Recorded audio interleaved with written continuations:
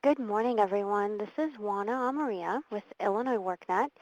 We are so happy to have you on the webinar. It's been a really interesting series, and so we're excited to kind of get to the midpoint and then start building from here. We've created this foundation for you all to get you ready to go. And so I wanted to go ahead and get started with some housekeeping items for you and make sure that everyone can hear me properly. So if you want to go ahead and use your little guy at the top of your screen, go ahead and raise your hand if you can hear me. We're going to play Simon Says. Very good. Okay. This is the most to be um, going. Now, if you do end up having some issues, there is a conference call number up at the top of the screen. You'll see it in the notes. Go ahead and call that number. Sometimes there's issues with the broadcast due to service connection or whatever it may be. So I don't want you to miss out on anything. If you do have issues hearing, just go ahead and call in. Beneath the note, you have a chat pod, and this is a great place, one, to post your questions, interact with us.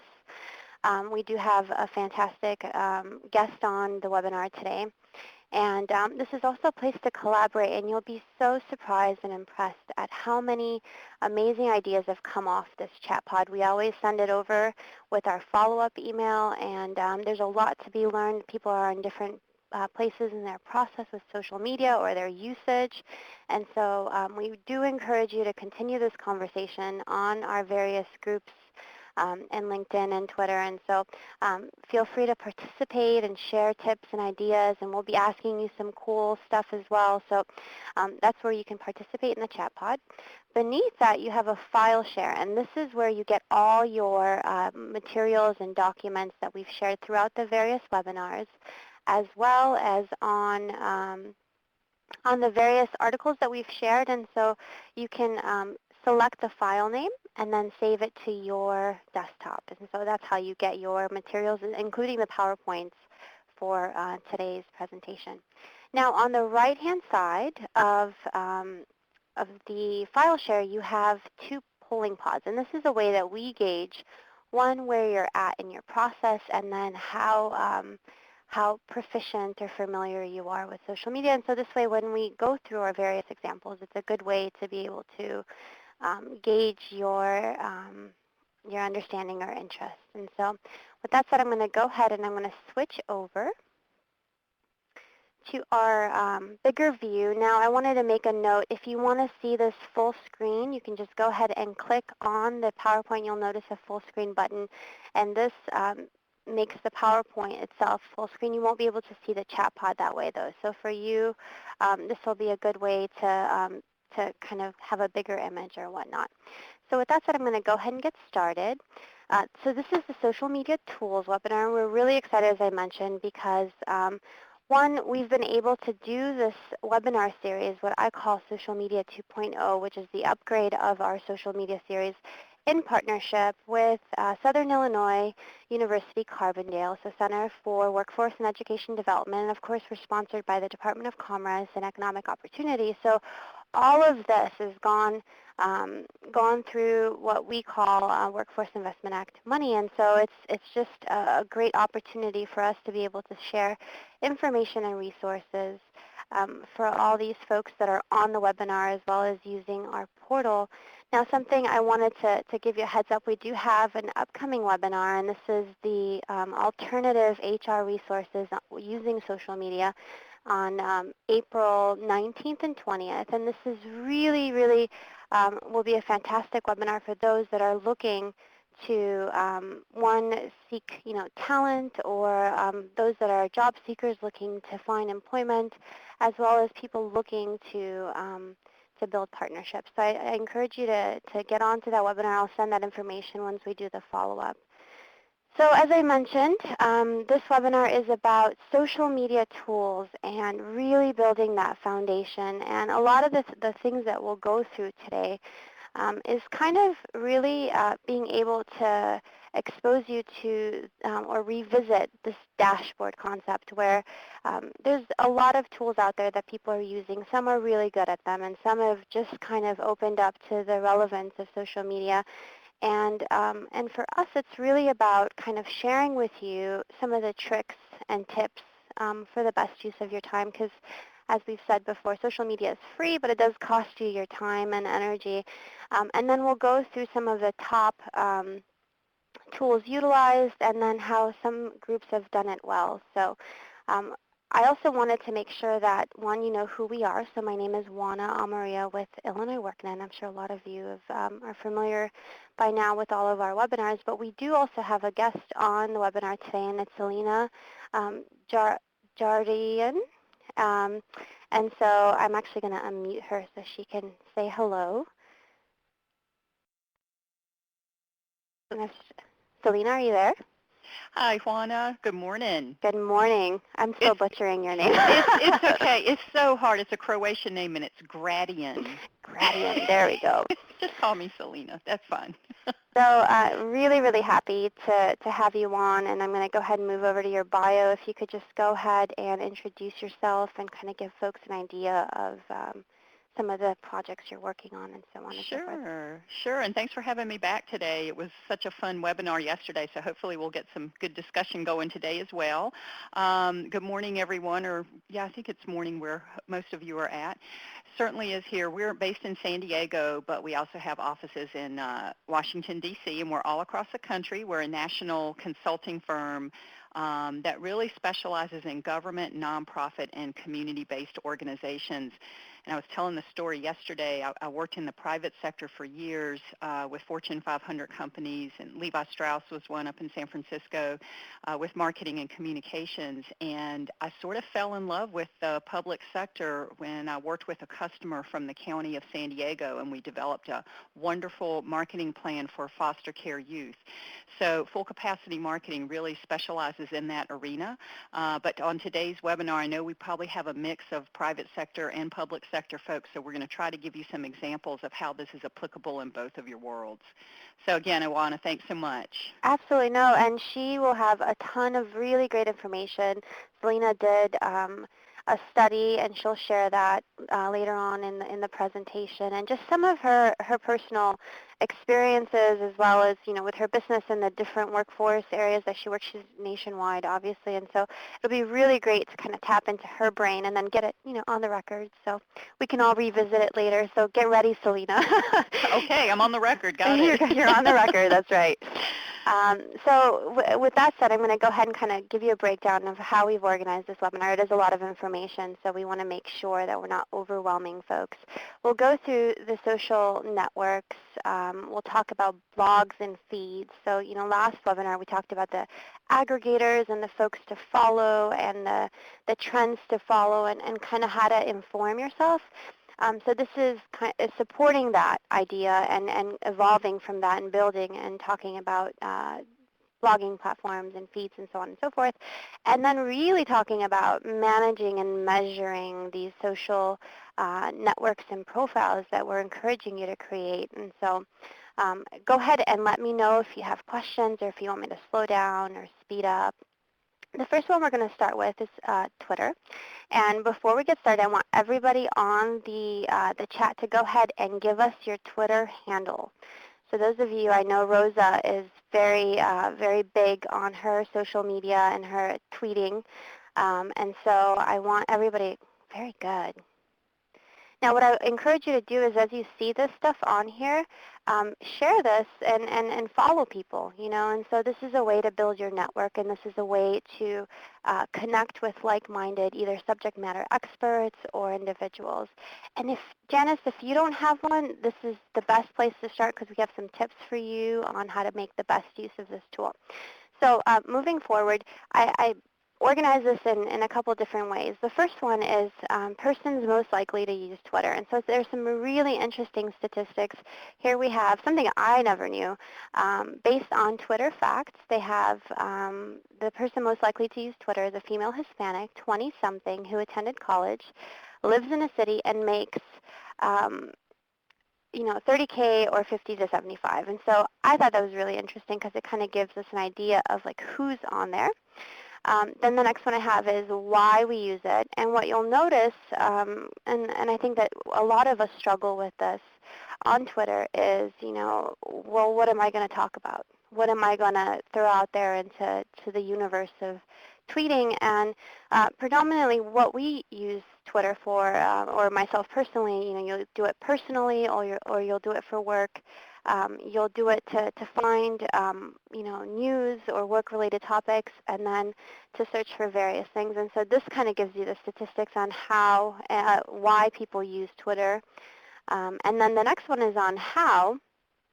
And obviously, most people here, it's for personal updates as well as work, and retweets. And the new one, which is very different from the last time we talked about Twitter about 2 years ago, is photos. And as we know, a lot of people have gotten into a lot of trouble over the photos they're tweeting. And so it's just interesting to kind of get this perspective. How often we check it. So 24% check their tweets several times a day, but what you'll notice is that 21% never check their tweets. And what I thought was really interesting about this is that this just gives us this impression, or in a way, this realization that there's still room to adapt.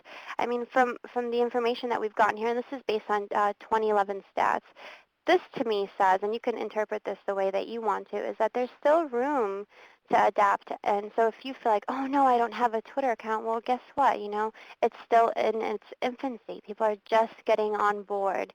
And so there's still room to make mistakes, because that's how you're going to evolve and grow within your social media adventures and communication and so forth. And so this is actually really encouraging to me. What you'll notice, and this just kind of validates that in a way, is the kind of things that get lost. So imagine if about 5% of the total Twitter population comes in just to hear about what's going on with the celebrities. So anyone from, as we mentioned last webinar, Britney Spears and Ashton Kutcher to Anderson Cooper, right? And so it's interesting to see that perspective, because obviously there's even more space and reason to be able to share this information in a more relevant way. The other stat that we have on here is about media outlets are the most active users. However, 71% of what they post, doesn't produce a reaction. So this just really, really shows us the need to have this organized communication plan that we'll talk about later and in further webinars, and really learn to make the messaging and the branding and the imaging that you have for yourself or your organization relevant. Twitter around the world, more facts. I just wanted to give you an updated one. You'll notice how the U.S. is not on here. The Netherlands is number 1. Then we have Twitter at work, and the number one thing that companies post about is really their news and updates. And I don't know, Selena, if you want to share kind of with the various campaigns that you've worked on and the groups that you've done projects for, what would you say the predominant activity for companies or professionals for Twitter? Yeah, that's a good question. Actually, from two different perspectives. One would be, in terms of creating buzz around something specifically you wanted to promote. For example, I know, Juana, you were at our the National Association of Workforce Boards Forum in Washington, D.C., and what we did to sort of create buzz around that, and the results were great, because we had 25% increase in paid registrants. And that's always the bottom line, is like how many people are going to come to your conference.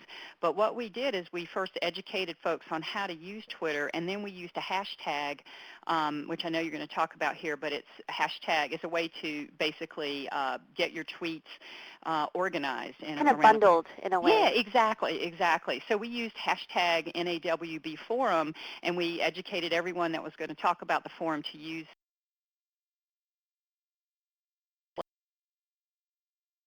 on the plasma throughout the hotel. So it was fun for people to actually tweet. I remember one of the tweets was Ron Painter, who's the CEO at the forum. He was up at the podium, and they said, "Ron Painter's glasses, very cool, bigger, better, bolder." And it was just kind of that was the theme of our conference. So it was really just a fun way. And then the other point, we use it at Full Capacity Marketing for really posting information and news, and our followers tend to be workforce economic development, education folks, and those that are interested in social media. So it's a great way to share information. That's primarily how we use it. Right, and what I was sharing with Selena on the other webinar is I was seeing her tweets, but I couldn't find her. Oh, So yeah. I was going to send her a message on Twitter, like, where are you? I've passed by your area a few times. So it just gives you an idea of the best way to use and galvanize kind of your cause or your message and the things that people do for their companies with Twitter. So some tips and tricks for those of you that are pros. Maybe it's a refresher for those of you that are just starting out. I think it's a good place to start. The first one is choose a good handle. And so if you're wondering what a handle is, you saw everybody add their handle on there. It's just your account name. Um, and so choose it wisely. And so if you want it to be representative of your personal brand or your organization or company, we discussed a little bit of that on the previous webinars. Make your bio count, and this is huge, especially with your search engine optimization. You want to be able to articulate what makes you different through your 140 characters that you have on there. And so you'll notice various people, they don't have like the Nike, just do it. There's other things. It's kind of like your new tagline, but you want to be able to share that impression because that'll be the first thing that comes up even when you get Googled. Spread the word, so once you have it, make sure you integrate it through the various things that you do. And the most underutilized resource or tool that I think people forget about is their email signature. Add it onto your signature. There's no reason. I mean, we're all bombarded with emails anyways, but it just drives me nuts when I see somebody respond and they don't have an email signature. How am I going to get back to you? What if I don't want to email you back, right? So make sure to spread the word. Remember your URL. I think that one's kind of important. And then select initial characters of each tweet carefully, and this goes back to search engine optimization. These are the things that are going to be kind of the lead influencers on your keyword searches and these trend makers. And that's how it gets made. Write keyword-rich tweets. So of course, back to being able to be found and kind of bundled into those types of conversations that get on Twitter. Be retweetable, and that means just having enough space within the tweet that you post on there that if somebody retweets you, there's space for their handle to be able to share it with their networks. Provide some link love. So what that means is, if you've read a cool article or if you came across something interesting, let people know and share that information with others and send direct messages for folks that are, that, you found something from their tweet and say, hey, thanks so much. That was a really great article or a really great topic or tip. And then most importantly, I think, and this goes back to the whole content conversation, give people what they want. Don't do the ring around the rosy. Give them direct access to the information that it's all about open source stuff these days, and so people don't want to go through 4 different websites to get to what they really, what you really meant. And so just send them directly to where you're referencing. So if you are brand new, if you're baby Twitterers, you can go ahead and click on the startup guide, and so this will walk you through the process on how to start your account, the actual logistics of it. So the next one is Facebook, and my question to you all is, as we all know everything has changed on Facebook, what is your favorite company page or group page that you've seen in the past couple weeks that they do really a great job in their imaging? We talked about timeline last webinar, and so Selena loves Mercedes-Benz. That we actually checked that out yesterday.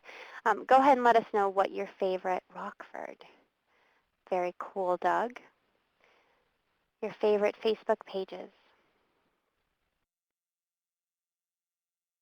Let me give people a couple minutes to get on there. People are typing.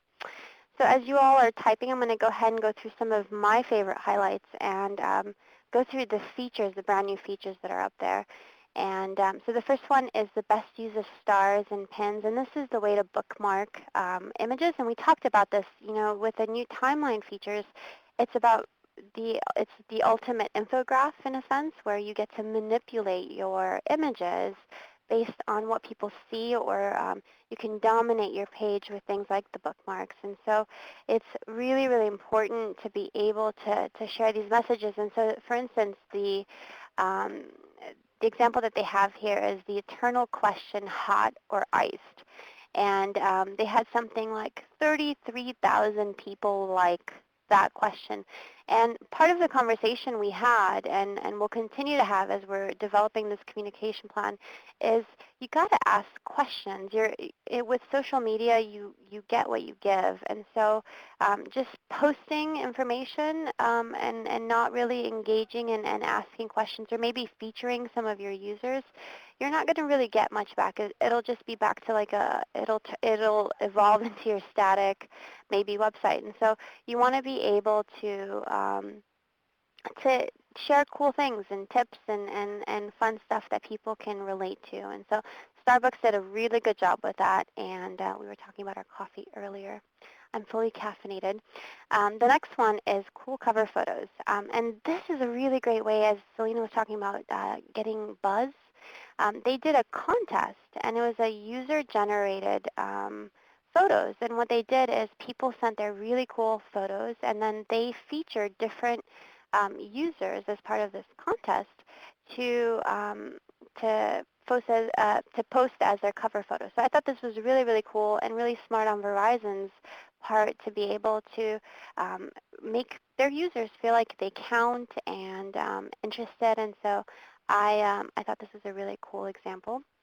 Showcasing applications. You can't have a direct call to action, as we've learned last webinar, so you can't say like us as part of your cover, but what you can do is optimize on the various applications that you have as prime property within the direct viewing on your screen. And so you can do various things. You can have your events, you can have your Twitter account featured, and so on and so forth. What was really cool with Ben and Jerry's is that they used notes to publish recipes for those of you that are trying to make their homemade ice cream.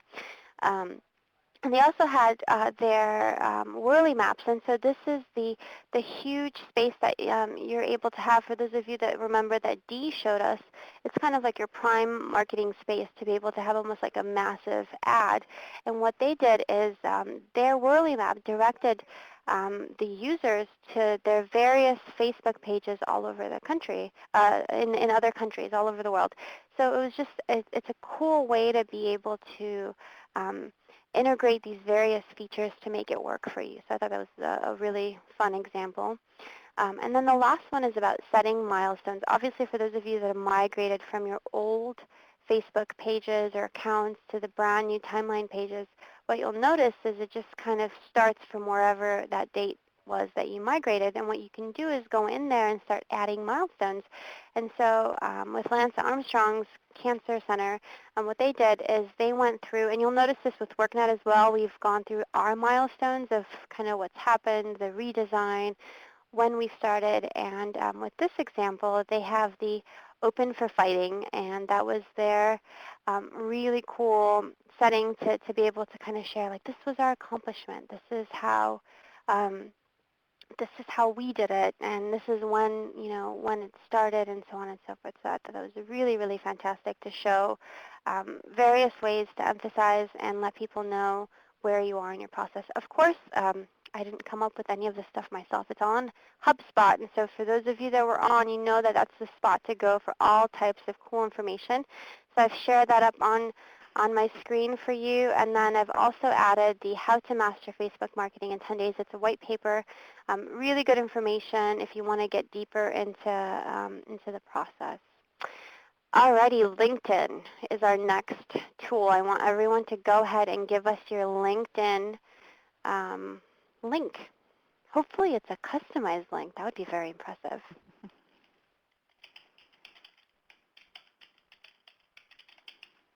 See how we're all building our network right now?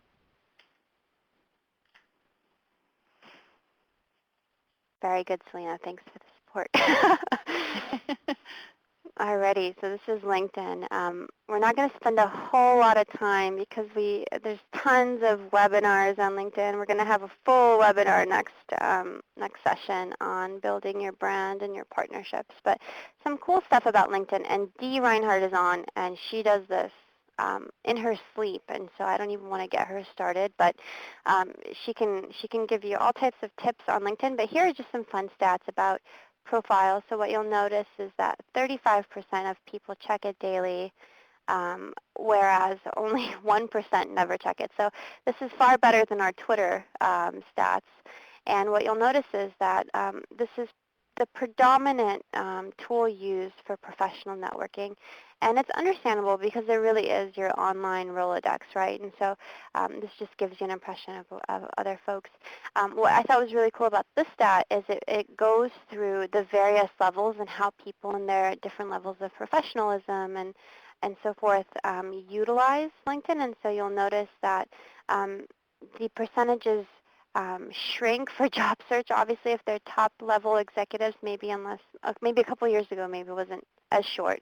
But people predominantly use LinkedIn to do industry networking, coworker networking, and then hiring, and so this, I think, is really, really important, and you'll notice in some of the tips that we have that don't forget that this is a great place to find things and find people and prospects.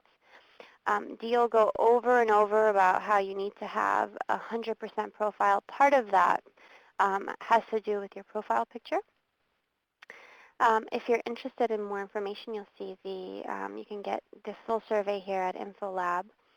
And so our tips and tricks for LinkedIn, have a relevant profile photo. So that means, no beer bong photo on your LinkedIn. You want to make sure that it's representing you as a professional, or even maybe skydiving. No skydiving photo unless that's your business.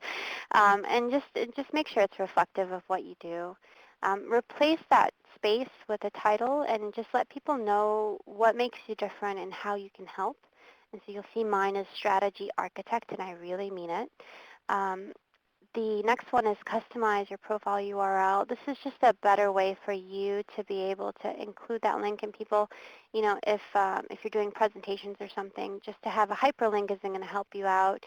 But if you have a customized URL, it's easier for people to remember, and so you'll see the various people here have that. So it's really very impressive. Good job, everyone. Add applications. If you're a blogger, this is a really good place to add your WordPress. If you do tons of presentations, do it on SlideShare. And so you can add those applications to your profile. Choose your strategy, and we discussed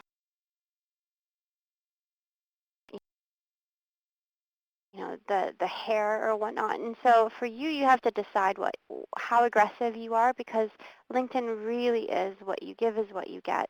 The more you seek out people, the more you collaborate with folks and share information, the bigger your network is going to be. And so you want to know kind of what that strategy is from the beginning so you can build properly. And join your relevant groups. You get about 50 groups that you can participate in, but get to know those folks. So if you're in all those groups, make sure that you can participate in all those groups. It does extend your network. It extends your reach professionally, so it's a good way to be able to move forward. The other thing I have here is engage in all of LinkedIn through the various answers. So people, this is the best way to crowdsource, I'm telling you, to be able to post information on here, and people from all over the world chime in on what the best thing may be, and then you get to rate those answers. So it's a great way to be able to ask somebody. Create company pages. This is just another way to be able to be multifaceted and layer the way that you present information about your group or company.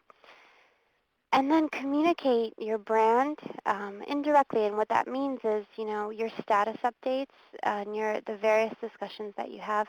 You just naturally talk about the things that you're doing, or I talk about my webinars all the time. I've turned into the webinar lady, but it's a great way to be able to share information without saying, come to my page, buy my product. And then the last one, as I mentioned earlier, is don't forget that this is the place to find prospects or vendors or future partners, and we'll have an entire conversation about, how to build these partnerships through LinkedIn.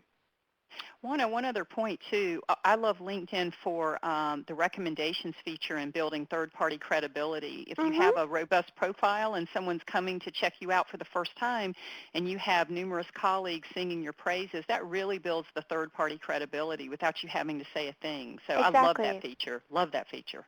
Exactly, and really, especially for those that are trying to become a subject matter expert on LinkedIn, that's the way to validate that you know what Hmm. you're talking about. And the ratings, when you're answering these questions, it's such a good point. I don't even know how I forgot to mention that, but it's amazing, especially with the various projects that people work on, to be able to say like, yeah, this is really great. She did a great Hmm. job. Instead of me telling you I did a great job, she can tell you, you know. So very good point.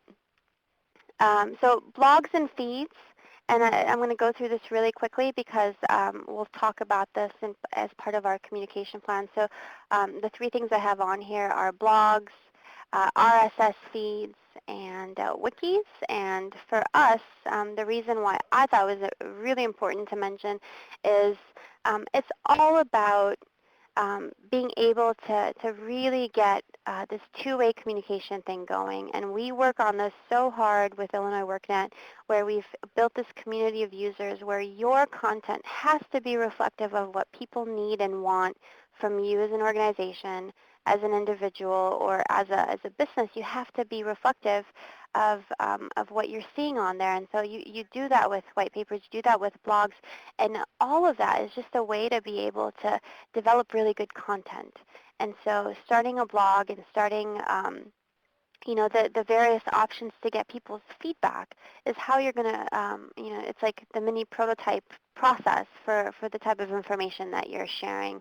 And then, of course, the other thing is infographics, which we all love, and why I'm big on images on this webinar. So I just wanted to kind of go through that.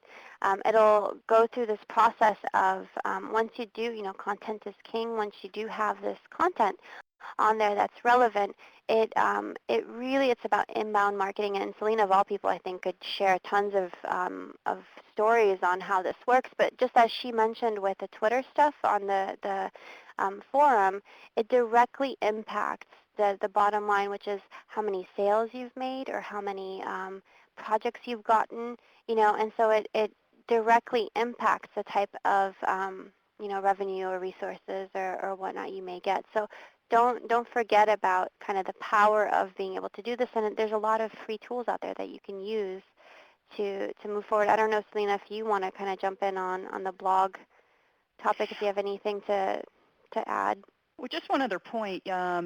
Because we work in government and nonprofit, sometimes topics that we deal with are quite political. And if you're trying to say, for example, get an op-ed in a national publication, say like the Wall Street Journal or the New York Times, a lot of times they're not going to publish it, maybe because for many reasons. So in my mind, blogging is a way to get your opinion out and bypass the media.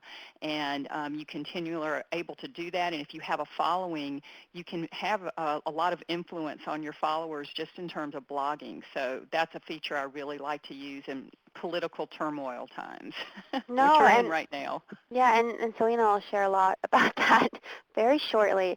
But here's some stats on the relevance and how these campaigns and tools really help do that, and the tactics really actually generate. And there's tons of information on return on investment and engagement and so on and so forth. I'm not going to focus on that. But this just gives you an idea of how blogging and the various options you have out there really help support the information that you share. So a breakdown for those that are not familiar maybe. So I have blogs up there that we've discussed, RSS feeds, that stands for Rich Text Summary, and this is just a way. In the old days, we used to go out and we used to check out all our favorite websites and say, ooh, I really like this article, I'm going to read it. In the new way, you just subscribe to that article or that page or that writer or that topic, and it comes to you. And so for me, the reason I share this, and it's probably not rocket science to anybody, but it's about building this content for yourself so you're in the know. And the way that you're in the know is you're going to follow the folks that we were sharing before. You're going to follow the topics and the trends and the organizations that are going to have this up-to-date, real-time information. And you're going to get subscribed to the various resources beyond the smart briefs, beyond all those aggregators that we shared for you, so that you can have direct access and information. It all just comes to you. So that's what RSS feeds are. And then wikis for organizations that are starting out. The workNet team, we're all over the state, and we have SharePoint. But if we didn't have SharePoint, and within SharePoint we have wikis, but it's just a way to get away from the clutter of emails, and we all know how hard that gets. And so it's about organizing effectively and working efficiently with groups and working on projects. And so some tips on how to do that. And so I have some cool videos on here. And as Selena said, blogs are the power of media.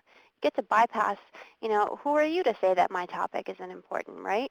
And so it's a way for you to get out there and then organically, if it's good stuff and if it's of interest, it will rise to the ranks of searches.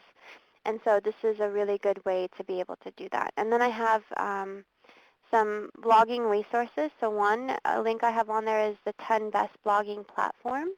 I encourage you to check that out because it's some really cool stuff, and they all do different things depending on how robust you want these tools to be.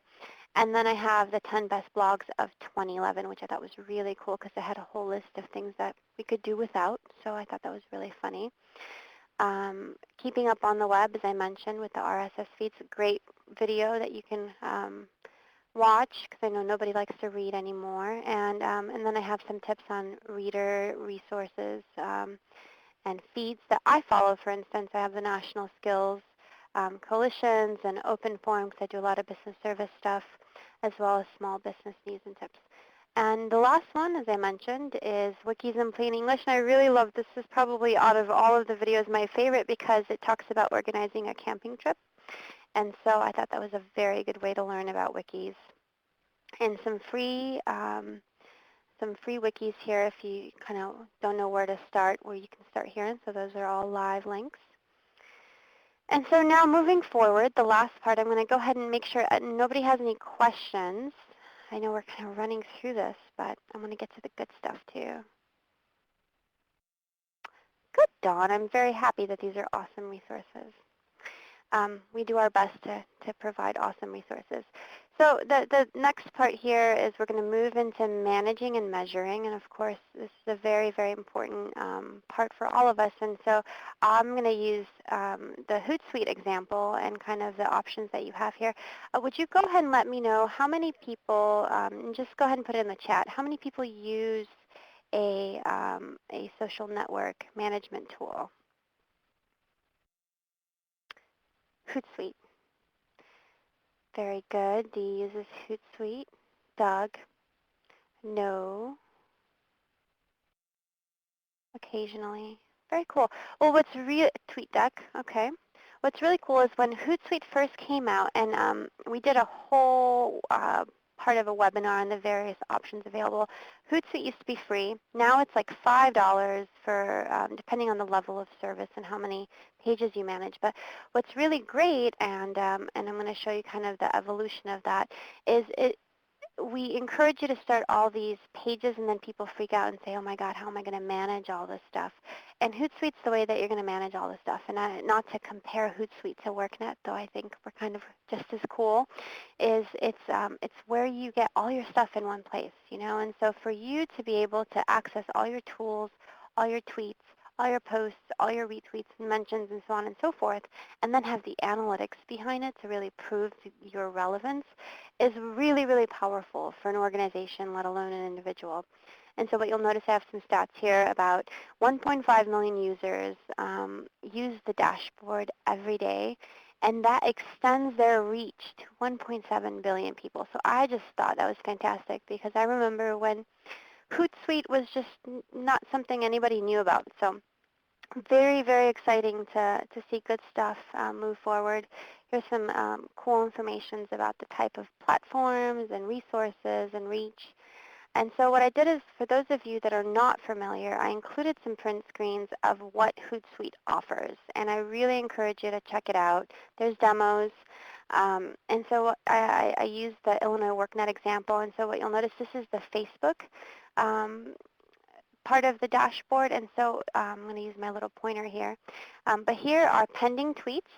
And so the stuff that's going to go out, and then here are the ones that have been sent out, and then these are this is a column for people that have been talking about you, and then the tweets that have been retweeted. So I thought that was really just a good way to be able to see what's going on in there all in one view. Now, the other option that I love about Hootsuite, and this is why we use it, is you can schedule your tweets. So once you do get everything up and running, I can't emphasize enough, and I'm going to have Chelsea kind of chime in as to how much time it takes her to put all this stuff together, because it's Chelsea that's our social media guru on Illinois WorkNet. But you'll notice here, we follow the Smart Brief kind of schedule where we'll do it in the morning, before and after lunch, and then before you leave. And we post this information, and it doesn't take more than, one, a little bit of creative juice to be able to come up with new stuff to say all the time, and then I would say a good 30 minutes. If you can put together a plan for every week, I don't think it takes more than 30 minutes to be able to post information and then have this stuff up and be able to um, respond once the stuff is out and people are commenting, so that you can really be real. I think that's very, very, very important. Now, the other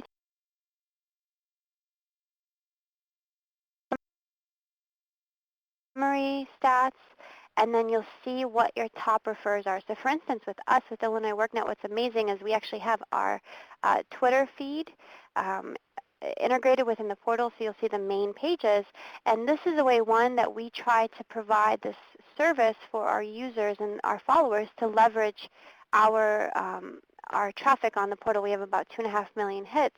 And so for you as a small business or as an individual, if you want to build that traction, you can do it through our Illinois WorkNet page. So for us, it's just exciting to see that our predominant referrals here are from Illinois WorkNet.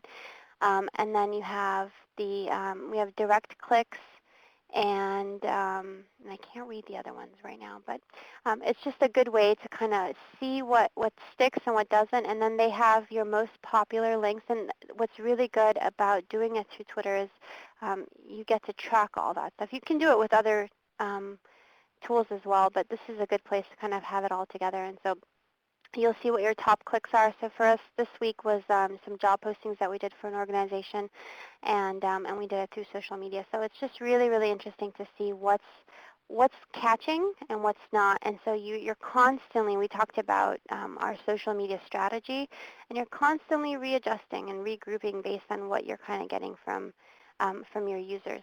What's also interesting about Hootsuite is the social media school. So for those of you that are trying to get certified, or you're, leading the progression of usage with social media, this is a great way to get certified and say, hey, I'm Hootsuite certified to do social media. And just like, certified Illinois WorkNet users and workforce professionals, they have about 1,300 certificates. And so I'm not sure if anybody on the webinar is certified, but it'd be cool to see um, if anyone has taken them up on that. And then the last bit, and this is really to transition into Selena's portion, is about analytics. And Jeannie and I had this whole conversation with a different state that's trying to create their social media impact. And I wouldn't overlook free stuff. That's probably my biggest tip for our tools, is that social media is free, and you've got a lot of cool stuff going on over there, but also some of the analytics behind that you need to be able to have this measurability is really, really important. So Google Analytics, don't sleep on that. If you have a website, if you have an account, I would encourage you to be able to, they have their own dashboard. That's kind of the theme of the webinar, where you can find out exactly what you need to know about the type of usage and traffic to be able to utilize your brand and your message to the best of your advantage. And so just broke down some metrics. This is analytics from all over the world for 2011 for Google. And so it's really based on your page visits, your bounce rates, and your average time on the site. So for instance, with Illinois WorkNet, we have an average time of 1 to 8 pages. And so it just gives you an idea of what all that means. And then the type of, is it direct access to your page? Is it referral? So, would you have anything to add on here as to what's most important for organizations to kind of keep track of? Well, there's so much data, and they should keep track of it. But I think, in my mind, it really goes back to your communications plan, your target audience, what's the call to action, and then how are you driving that call to action through all these different communication mediums. So it really is a case-by-case study. I mean, that's something I'm going to cover here in just a few minutes. But, Right. and even some, benchmark reports. And I think, even my benchmark report, I think you have to understand it's just a snapshot. You really want to tailor this for your organization. My motto is, if you can't measure it, why are you doing it? And because we're stretched so thin, we really have to have that right mix that's going to work for our target. So it's just that, you really have to start looking at customizing this at some point for your organization. And Right. I'll give you a case study on it. And just being kind of limited in the sense, like, stick to the same stuff you're measuring. We Mhm. kind of talked about that before, where less is really more, Mhm. because you're going to get really kind of spun out of control with all the various things going on with this data. So Mhm. um, we have an image here on just kind of the various distribution by countries. I thought that would be cool for you to have. So tips and tricks on analytics: create unique title pages. Page title, sorry. And this is just about really being able to optimize that search and have that all make sense. Use your description meta tags. A lot of this stuff isn't rocket science, but I think sometimes we get very caught up in everything we're doing that we forget kind of the basics. Make sure that it's easy to navigate. People really, it has to be intuitive, or it's not going to make sense to them. WorkNet does all types of usability studies all over the state every year. Just make sure that it makes sense to folks, and maybe what we think makes sense. Intention versus impact is very different. So make sure that your website makes sense to the people and your users on there. Quality content and services, obviously that's the bottom line with anything website related.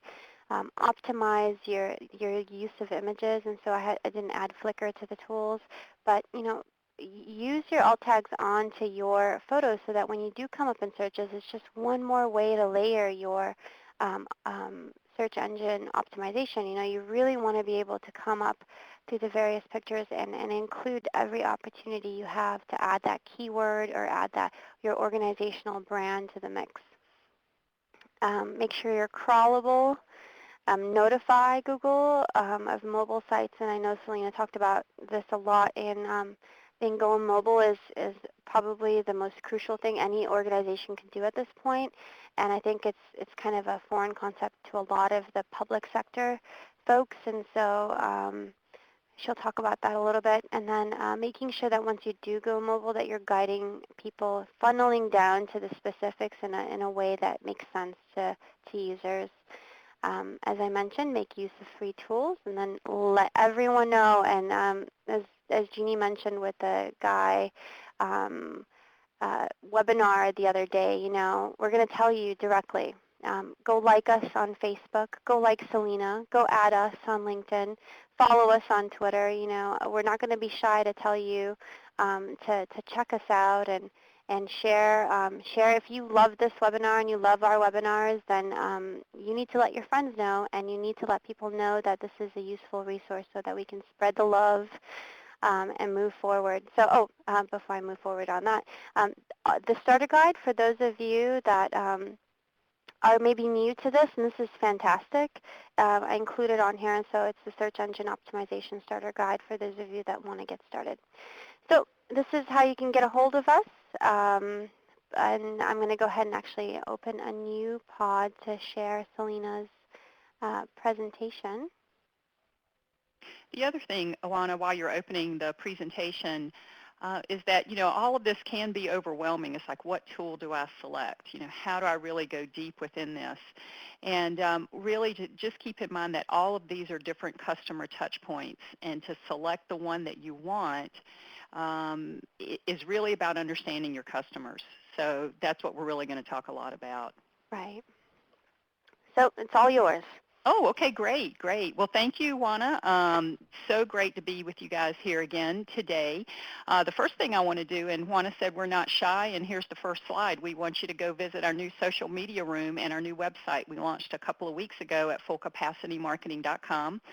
As I said, our company really focuses on government and community-based organizations, nonprofits. Love marketing people's mission, and to me that's so much more fun than bringing a product to market. And we brought a lot of products to market, and I've worked for a lot of different companies, but to me there's something really passionate about marketing someone's mission. And again, the case study that I'm going to share with you today pertains to the workforce investment system. For those of you who are on the call that may not be familiar with that system, they get funding. This group of organizations get funding through the Workforce Investment Act, what we call WIA. And the money flows to these 550 workforce investment boards across the country that develop strategies that are implemented through their one-stop career centers. And there's about 2,000 one-stop career centers across the country. So what happens in a career center is that they service through employment and training services, job seekers, youth, and businesses.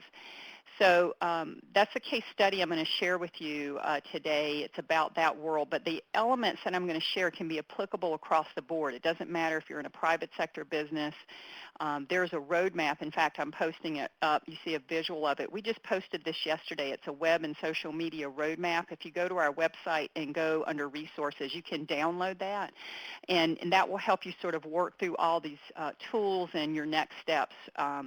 So that's there for you. And then at the end, we're going to give you a ton of free stuff and hopefully stay connected with you.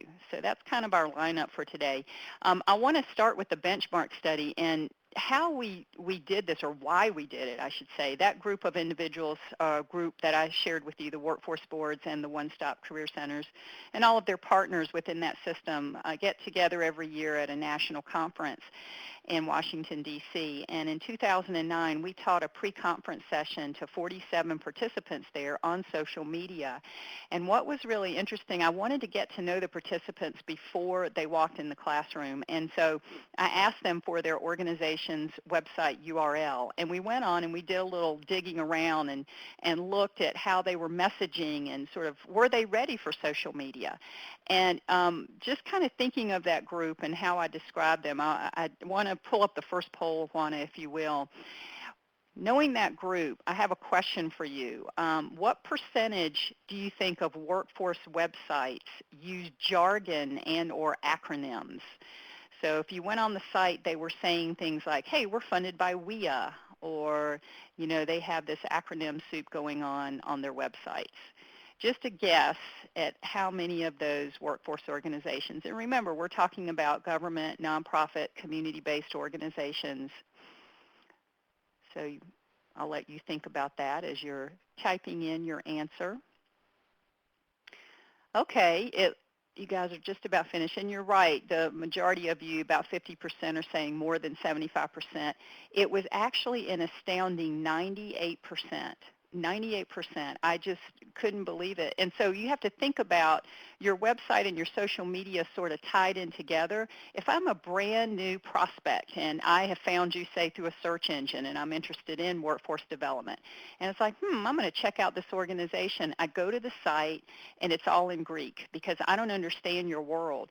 And I think that's the biggest mistake we make in government nonprofit is we're in it every day, and we think, oh, okay, no problem. I can relate to my world, so I think everybody else can, and it's just not the case.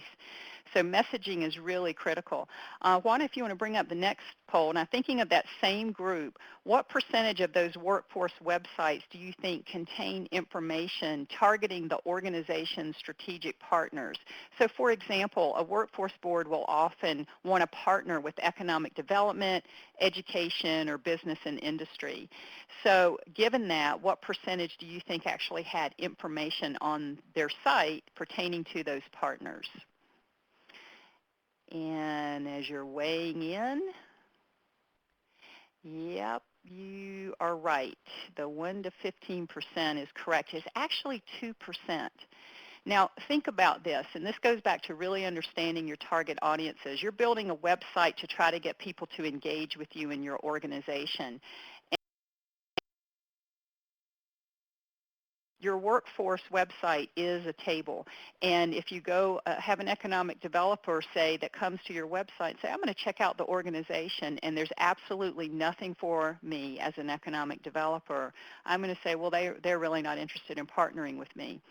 So that's an issue. It goes back to messaging. And then the last poll is, what percentage of the websites do you think had calls to action on how to engage further with the organization?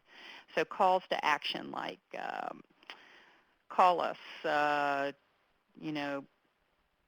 up on our job board, whatever. Direct call to action. You guys are good. You had your caffeine this morning, I can tell, because you're right, it is less than 25%. Not by much, 24%. So again, the whole deal is not just saying how great you are, the organization, but the target audience and, what's the message behind it. I had 3 takeaways from that whole process, and one was that websites and social media are intricately linked. And I had to go in and deliver the bad news to those 47 participants that they weren't quite ready for prime time, and we had to take a step back and really help them with the basics of their website. This is such a bummer. Point 2, social media is not fairy dust. And I see this a lot across the country where organizations say, oh, it's the newest and coolest thing. I've got to get a Facebook page, or I have to, get in on Twitter and LinkedIn. And the tool is only as good as how you're using it. It's like Juana said, what you get out of it is what you put into it. So that was a takeaway. And the third point is successful social media and website strategies really deal with good messaging and content. It's like Juana said, content is king. So all of that led to the preliminary work around the benchmark study. There are no industry standards, if you will, for workforce professionals around website behaviors, et cetera, and that's really how this benchmark study was born. We surveyed WIBs, Workforce Investment Boards, one-stop career centers, and their partners, and we had an invitation to participate in an online survey about their web behaviors, and then they could opt in to participate in the study. So I think we had close to 80 online survey, but 37 ended up participating in the study. And to do that, they gave us access to their Google Analytics. If they didn't have it installed on their website, we installed it. We helped them get it installed, and then we tracked their dashboards from 1st of October to the end of January. And then what we did is we cross-referenced the online behavior categories from their survey to see if there were any correlations between the two, and to have some observations around that data. It was interesting because we asked them questions around perceived value. In other words, do you think your website's important in achieving your mission? We asked things around organizational structure. Do they have a webmaster? How much was their budget for this? Content creation and management. What were their tools that they used? Did they have a system? And then search engine optimization and social media. So let me give you a flavor of sort of who participated in the study. There were about 52% that were actually Workforce Investment Board, 30% from the one-stop career centers, partners were around 3%, and then we had a group of nonprofits, and others were workforce associations. We used the U.S. Census geographic regions to segment the data, and if you really consider the large number of states that are in the southern region and then the large geographic area of the west, it really came out to be a pretty balanced representation from across the country. And you can see here what social media tools they use. You can also see about 19% did not use social media. So, we're still a practice there in terms of trying to get them to understand that this is a powerful communication tool. Now, what site, but we had a series of 12 different metrics that we took the median, average, and range for. This just gives you a snapshot. I mean, we could do an hour just on the study, but most of the sites had fewer than 24,000 visits, so about 6,000 visitors per month, and then the visitors spent about 3 minutes on their website and consisted of viewing 3 pages. And you can see here that only 3% or 3 participants, 8%, receive more than 2% of their website traffic from social media. So again, this goes back to folks maybe having an account but not really knowing how to use it within the communication plan structure. There were some things that they were doing very well, and I think we asked the question about how important was your website to contributing to mission achievement. On a scale of 1 to 5, we had about 38% that said it was significant or extremely significant. So that was good. Monitoring performance with Google Analytics, that group I talked about earlier that had 47 participants in the pre-con, only 2% of them actually did anything with Google Analytics, and this group, 51% did. So I see that as a positive trend. Folks are getting geared into, look, if I'm going to do something, I have to measure the value because I'm spread so thin, and I want to get the maximum impact. They're using webmasters and easy type of tools for updating. A lot of them used a tool called Adobe Contribute. We use that a lot with our nonprofit customers. It's $200 download a program for one computer, and it really helps admins, just update the site so you don't have to have coding experience. Good variety of information on the site, and they also used multiple ways to drive customers to the site. Okay, so when we looked at the correlations, what we did we ran some statistical tests to see which the metrics and behaviors related to each other. And what we found that there was a correlation in the percentage of traffic to the site via social media referrals and those that use paid online advertising, as well as print. So one of the things we talked about in our workshop is that sometimes to improve upon site traffic, you can actually incorporate the development of a specific landing page within your website, known as, it's kind of a lead capture page, or also called a lander. And I gave them an example. This ad that you see here, Ready to Innovate, was Full Capacity Marketing's ad for the national conference. And we gave them a value proposition that we are ready to innovate, and then we have take a look at how our customers do it. What we did is secured a unique URL called Innovate with FCM, and you can get that through GoDaddy, Network Solutions, tons of, just Google it online. And that was our campaign for this particular ad. You could either go to that URL, or you could use the QR code, which is that matrix 2-dimensional barcode in the bottom, and it would take you to the same place, which was a YouTube channel of our customers talking about how wonderful we are, back to that third-party credibility. So sometimes when you're using these online ads, make sure you're going into a landing page and you're able to then track not only the traffic to that landing page, but whether folks converted on your call to action within the ad itself. The other component behind this was an analysis that we did that said, the participants that use content-driven strategies in e-marketing engage in social media practices. That didn't surprise me too much, because I think folks that have their e-newsletters and send e-blasts and have white papers, they're probably going to be geared into these social media practices because it's all about being content-driven. And all of them had a positive impact on direct site traffic and referrals from social media, with the exception of Facebook. And what we think is happening there is that Facebook, this was before their new timeline, but it does require some type of customization to provide some kind of readily visible link to an organization's website. So having like a custom banner or a custom page, things of that nature, would be very helpful. That's why I like, quite honestly, Mercedes' page. when you go there, it's really like a mini website. And what we use Facebook for in workforce development is another customer touch point. I've worked with workforce organizations that are embedded within city and county governments, and they have no control about how quickly they can post content on their site. And so what happens is their website becomes this sort of static brochure, if you will, that people don't want to go back and visit. And that's really tough.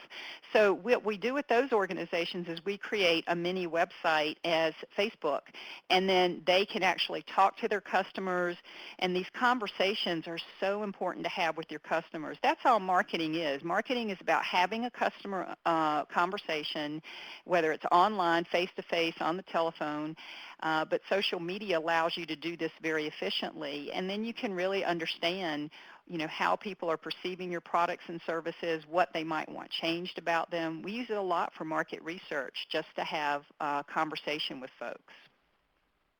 Okay, to me, this was really interesting. And what this said is that if a visitor entered a direct URL, meaning they knew the organization and so they typed it into their browser, those folks spent more average time on the site, and that increased. But here's the kicker: if the referrals from search engine, let's say a visitor found the organization through a search engine, they were saying, I want to learn more about workforce development. They found the organization, they spent less time on the site if they found it from a search engine. Now, why is that? Well, the truth is we don't know. We'd have to do more investigation. But intuitively, what I thought was, okay, well, if I know the organization, I'm probably very familiar with their website, and so I know where I'm going and what I want to see. However, if I'm getting it from a search engine, then maybe I click on the site. It's like, oh, that's not really what I wanted, and I bounce directly off. Or my site isn't conducive for helping a new prospect understand my business with a value proposition and a call to action. So what we did is we went and looked at our study participants' sites, and we found, lo and behold, that 35% of them use jargon like we're WIA funded, things of that nature, acronyms that made no sense, on the home page, by the way. 33% had limited value statements. In other words, they had a lot of services listed but no benefits. A service is we have computers and fax machines in our resource room. A value proposition is save time and energy by coming in and helping us, having expedite your job search or something of that nature. 16% limited or no calls to action. So you've got to have, prompts on your website to say, hey, sign up for our e-news, call us, follow us, email, get in touch with us. We want to talk with you. And then 30% had an outdated look and feel. And that's problematic with government organizations, is you really want to have a user-friendly and one that's a user-friendly site and one that's appealing. One other point, and I want to mention this around going mobile, what we found is that if the visitor accessed the site via a mobile device, they find them basically through a search engine, but once they got on the site, they left really quickly and they didn't return. So that was a disconnect there. And when we dug in a little deeper, we tested and we found that only 27% of the participant websites were mobile friendly. And this is a big point because smartphones are fast replacing PCs. People are using their smartphones to read email, do social updates. I mean, everything is really happening from the smartphone. They're taking videos, photos, everything, and uploading them with one touch. So our recommendation. I Yeah, just go wanted ahead. to jump in. What would be interesting to see is how many folks on the webinar are currently using a smartphone or iPad to Oh, that's great.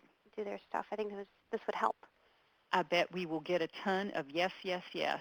And you can see by the data on it, you've got by the end of 2012, this year, there'll be 150 million smartphone users in the U.S. So for us to not take advantage of this and what relate to CIDR, people were interested in downsizing information, job postings, and job matching. Job matching was a particular interest to mobile users. So if I was a workforce organization, I would say, well, I want to make sure my mobile device, my website is mobile friendly, at the very minimum, you want Right. to check to see that the site and the web apps are usable on smaller screens. We would love to redesign your website. I'll plug us. We're sending for Get mobile on it. devices. Yeah, get on it. Get on the phone. Call us. We can help you. So those are some of the main things. A key observation, and Juana, I don't know if you find this to be the case when you're working with folks across the country, but workforce organizations, at least this population, really need to address strategies for spending more time and energy on site management. Do you find that to be the case? Absolutely, and I think it's not by anybody's. I think it's not somebody's intention. I think it's just everybody Right. gets so caught up in all the crazy things we have to do that I think that gets kind of pushed to the side, and it's probably one of the more important things you can do for your group or organization. So true. It's so true. And that's why Hootsuite, I love using Hootsuite, by the way, because I really segment all of our posts. We use social media very differently. My Facebook posts are different. That's about having a conversation with our customers versus Twitter followers. That's more kind of news, tips. I mean, I still give that to the Facebook, but they're different posts. And so Hootsuite is a way I'll sit down on a Saturday morning is the time I love to post because it's quiet, the phone doesn't ring, and I'll take a couple hours and kind of go through my files. I file things of interest throughout the week that I think will be good for writing a blog or a post, and then I'll go back through in that file and sit down with a cup of coffee on Saturday morning and just upload everything into Hootsuite, and it makes it really simple. Exactly, and something actually that someone asked here about mobile apps is Jennifer asks, you might be getting there. Are there more friendly apps? A lot of time we refer to entire sites. So she's talking about apps that you could use for your mobile applications. Absolutely, and we can post those up. There are a ton of them that are, more friendly apps, if you will. So we can post those up as well. Okay, so to download the full report, you guys can go to the website, check out under resources. And, the next question is, okay, so what does all this tell us? How do we really manage all of this? And really, in my mind, it starts with a communication plan. You want to have a good target, identify your target audience. So who is it you're trying to communicate with? You want to understand the market segments. Really, I know there was a question or some post that says, well, if Twitter age demographic is 20-year-old women, then why would I use Twitter? And so that's a good question. You really have to understand your demographic within your area. Remember, in tweeting, when you tweet, you can also have a location there. And so what is your demographic within that area? What are their communication preferences? And that's going to help you decide what medium you're going to use. Creating a communication platform is also really important. That's about messaging. We're going to talk about that. And then identifying the preferred medium, and then creating ongoing strategies and monitoring via metrics. So those are all the things that are in a communications plan. And Juana, I think you're going to do a webinar on that entirely, right? Exactly. Yeah, Yeah. that's coming up.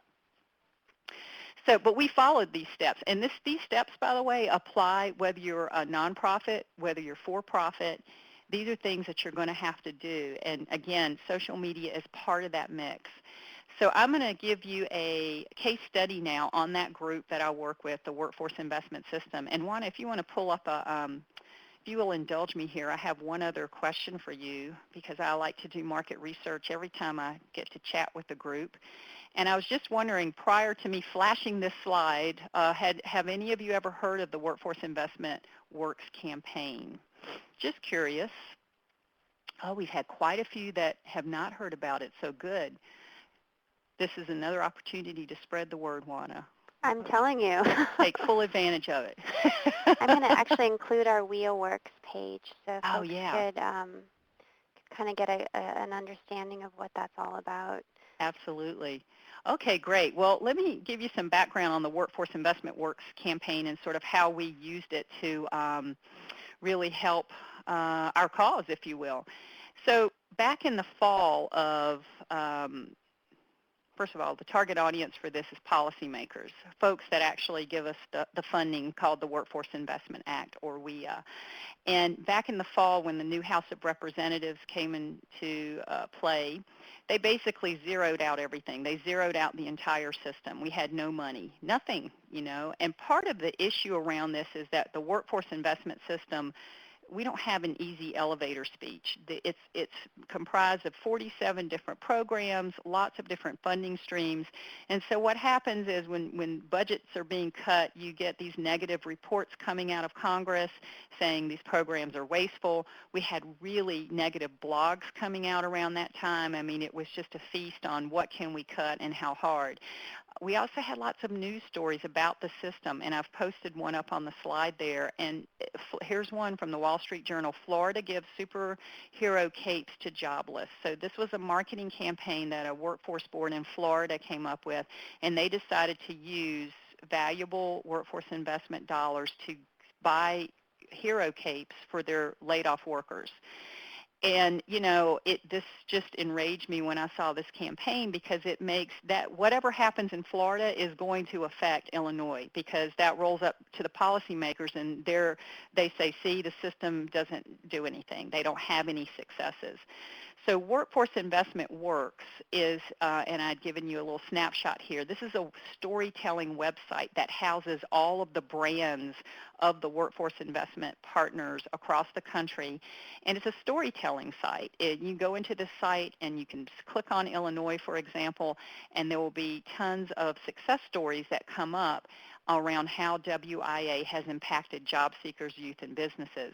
And I said this yesterday, and I'll say it again today. Jeannie Kitchens with Illinois WorkNet and her team just did an outstanding job when we ran this campaign of really using social media to get the word out to all the workforce professionals in Illinois to help post those stories and really be engaged in the campaign, and just did an outstanding job. So that was the issue, So the next step then was, well, what's the message then? They're not going to print a rebuttal to the op-ed, so we did our own response to critics, what job training teaches. And in this was a business case for why you should support the Workforce Investment Act. It clearly laid out what the issues are. It laid out the facts on what the system actually had accomplished with articles and things of that nature, and then specific calls to action. And we use social media for our calls to action. As I said, the primary medium was, Workforce Investment Works. In the back end of that, you always have to build capacity when you're rallying great numbers of folks. It was kind of like at the National Forum when I told you we had to help teach people how to use Twitter and the hashtags. Same thing here. I mean, some areas across the country were doing a great job in telling stories. Others didn't really know how to tell a story. It's a very simple process of talking about the customer challenge, what you did for the customer, and what was the outcome. There are three components to a storytelling. And so we developed toolkits in the back end to really help educate all the workforce professionals. We did a lot of e-marketing through all of our partners. Jeannie was one of them. We used the National Association of Workforce Boards as well as the National Association of Workforce Development Professionals to get emails out. And then we used Twitter for news and calls to action, so folks knew, where to go, what to say, that type of thing. And we use blogging for our op-eds. Since no one would run them, we developed, at a national level, we developed templates for the locals to use with their local papers, and it worked extremely well. And then partnership marketing, as again, Jeannie was great for the cause. Our action tools were a Facebook cause page, and on the Facebook cause page, that's one where folks can go and actually say, yes, I support this cause of workforce development. I want to sign your petition, and we used an online petition tool for that. We did YouTube channels with video success stories and video blog posts for people talking about how the system worked. And then we got businesses to sign letters of support.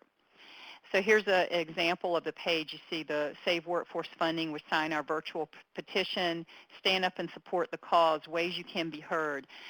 We also ran a campaign with the chambers during this as well, because business support really talks. And we had it right there. Remember I said early on, if I'm an economic developer and you want me to partner with you, then what's in it for me? Look at this section right here, policymakers front and center. Click here, find workforce successes in your state. And so what would happen when workforce investment boards would go to the Hill to talk to their policymakers, they would use this on their iPad and share success stories and say, look what's happening in your state. Look what's happening in your district. We've had X number of people. A lot of ways that we use this to really help educate these brand new House of Representatives that knew nothing about the workforce investment system. And then we monitored. Our tools were through Google Analytics and Constant Contact. We used Hootsuite to monitor all of the, all of the different social media tools. Our petition signatures, obviously our Facebook posts, the story submissions, and funding. What was the bottom line? And out of all of this, what happened is we were zeroed out initially as a system, and we came back with only a 5% funding cut. So talk about building buzz and getting people rallied around a cause. Social media is fabulous.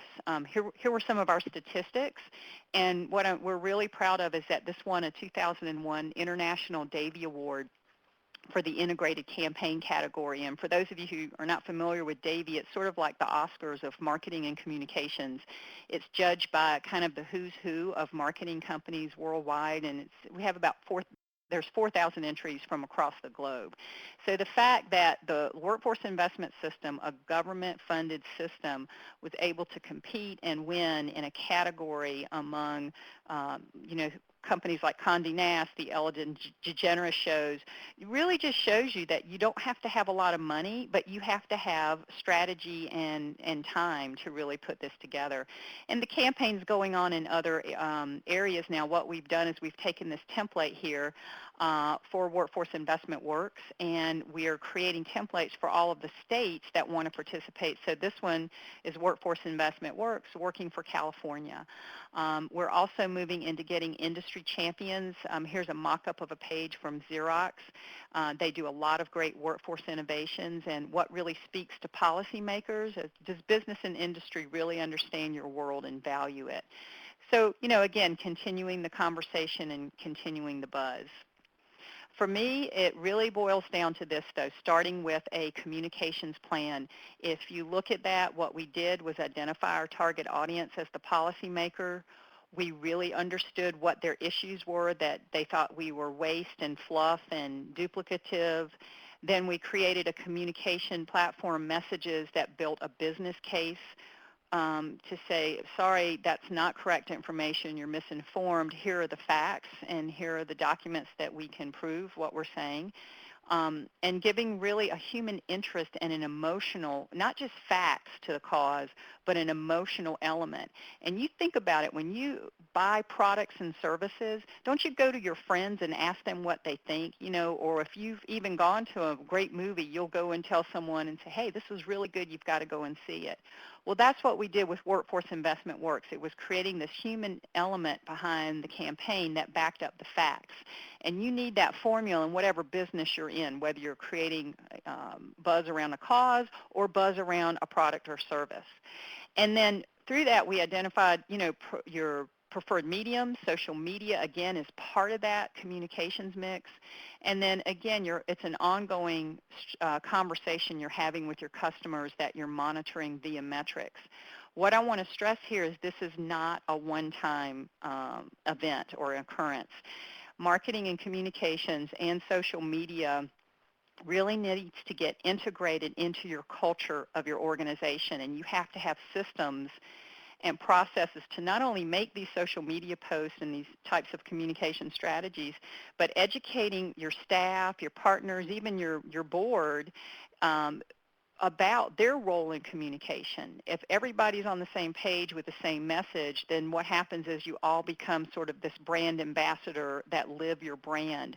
Think about private sector companies such as Nordstrom, or Southwest Airlines is a great example where they really live their brand. They're kind of like the fun, no-frill airlines. The flights are inexpensive.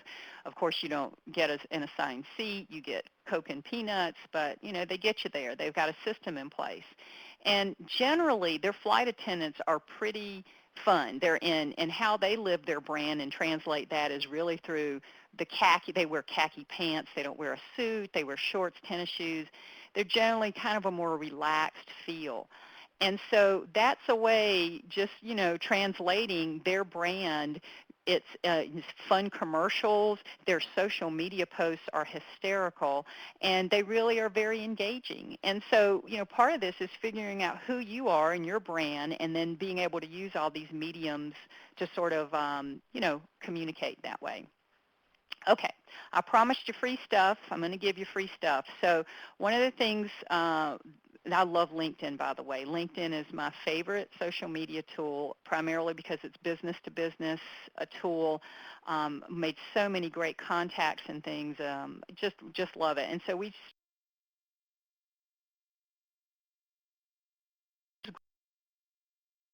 group. So if you want to link in with me and join the group, just send me a request and tell me we're on this webinar, and we'll get you in the group.